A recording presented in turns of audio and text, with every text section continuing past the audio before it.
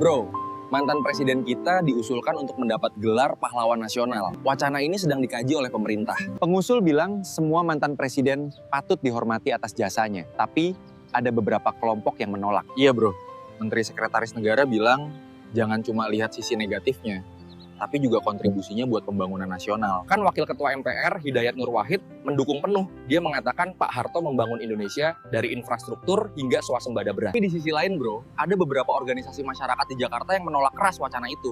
Mereka bilang pemberian gelar ini bisa memutihkan dosa negara. Kalau gelar ini dikasih, rasanya kayak luka lama disiram nostalgia. Gelar pahlawan itu harus bebas dari catatan pelanggaran HM berat. Sejarah sebuah bangsa itu unik. Selalu ada cerita yang ditulis ulang, disesuaikan untuk generasi yang berbeda. Apakah setiap upaya pemerintah untuk menjaga keutuhan bangsa sesuai amanah konstitusi tetapi memakan korban jiwa dianggap dosa presiden seumur hidup? Buat dia sendiri, Soeharto bawa stabilitas dan ketahanan pangan.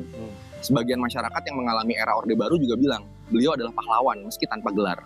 Lagian, penanganan kelompok oposisi dan pengganggu keamanan yang dilakukan itu kan dibenarkan oleh tatanan politik yang ada saat itu. Perdebatan ini nunjukin sejarah bisa dipandang beda oleh profesi yang berbeda. Kita menilai Soeharto akan jadi cermin.